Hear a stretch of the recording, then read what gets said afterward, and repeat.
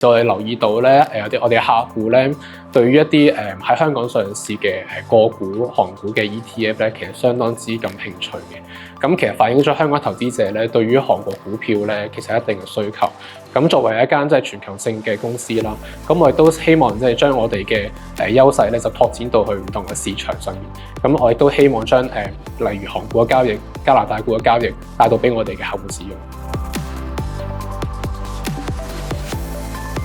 我哋相信客戶最關心嘅係收費清唔清晰、平台係咪穩健、數據係咪即時，同埋功能係咪強大。所以咧，我哋暫時咧都係將大部分嘅資源投放喺產品研發、AI 功能同埋客戶服務上面。例如一啲自動化交易啊、分析啊，甚至乎一啲全天候嘅監控，可能以前淨係對啲機構客人先至可以做到嘅。咁而家我哋可以利用呢個 AI 功能，可以惠及到我哋嘅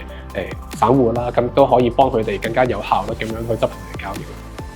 美股同埋港股零佣金、零平台費，我哋上年咧都係用一個推廣嘅形式去推出，但係咧後尾發現咧，其實對業務整體嘅都係有帶嚟嘅增長，所以咧公司今年咧就決定將美股、港股零佣金、零平台費變為一個正式嘅定價。透過線下活動，我哋面對面同佢接觸嘅時候，讓到一啲投資者啦或者客戶啦可以親身去體驗同埋去了解我哋嘅平台，亦都係更加去加強你嘅信心同埋認知。所以其實基本上嚟講咧，零佣金、零平台費係我哋入場券，但我哋真正嘅護城河其實係喺我哋嘅全球科技平台呢個自身嘅領域上面。咁其實我哋美國係 FINRA 嘅會員嚟嘅。咁其實我哋嘅交易系統咧係同美國主流嘅券商係同級嘅，我哋係有能力去處理一啲複雜啦、多市場嘅訂單，跟住就係 AI 啦，我哋部署咗一個 MCP 嘅 server， 可以俾客戶利用佢哋嘅 AI agent 咧進入我哋嘅系統做交易。咁我哋喺其實全球16個唔同嘅國家地區都有我哋嘅 office 啦。